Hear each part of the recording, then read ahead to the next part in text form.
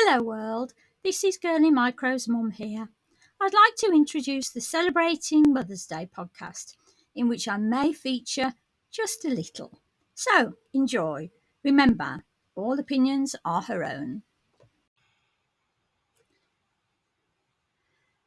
This blog post was published on March 14th, 2021, entitled Celebrating Mother's Day by talking about how my mum has contributed to the world of science. We're going slightly out of order here because my mum's down for my birthday, and so I thought I'd make her take some time to meet you all. On we go.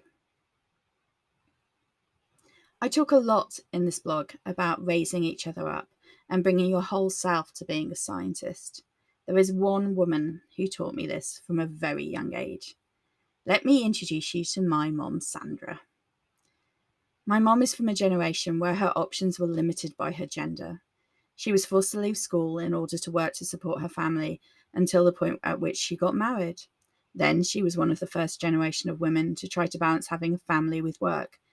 She's one of the smartest people I know, and yet she was never permitted to use her intellect to contribute in what was still seen as a man's world.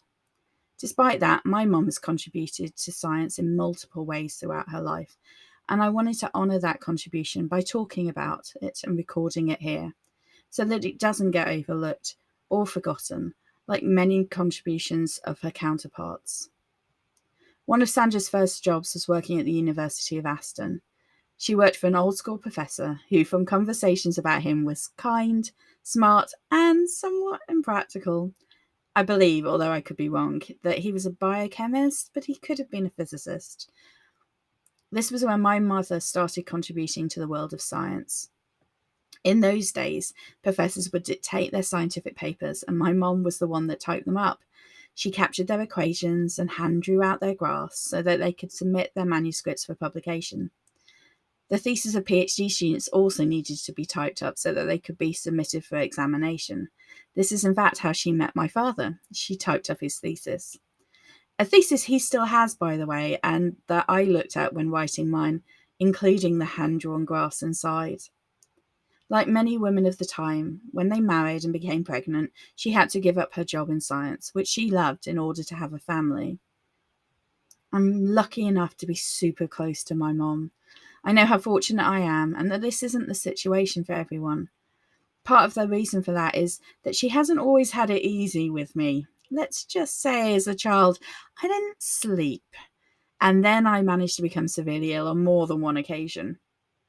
I know that, and I know how much, although she would never say, she gave up for me.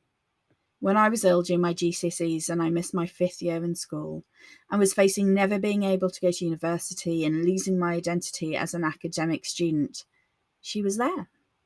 She sat me down and looked me straight in the eye. She told me that she loved me and that it was unconditional. It didn't require me to go to university.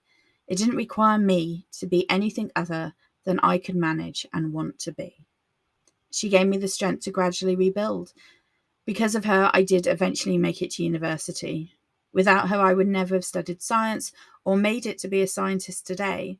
When I felt too stupid, too behind, she gave me the confidence to continue. Anything I accomplish as a scientist is because of her.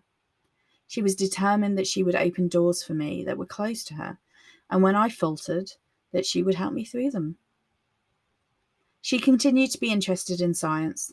She took part in clinical trials, supported 3 children through degrees, and master's degrees in STEM subjects: science, technology, engineering, and maths.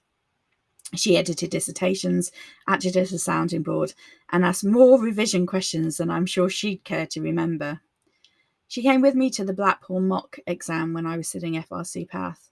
Those 4 days were the biggest crisis of confidence I have ever had. At the start of the mock, there were 3 scientists and about 25 clinicians. On the second day of the mock, I was the only scientist that turned up. It was the only exam I'd ever sat where I thought, not only could I not pass it on that day, but I was unsure whether I would ever be smart enough to pass it at all. On the evening of the second day, we were all due to go out for dinner as a group. I tried to leave the hotel to quit and to go to the train station instead, So many of my medical colleagues had just told me I would never pass, and that doubt had caught hold. She stood in front of me, turned me around, and forced me to go and change for dinner, no matter how much I cried. I went to dinner. I found out that all the others felt the same.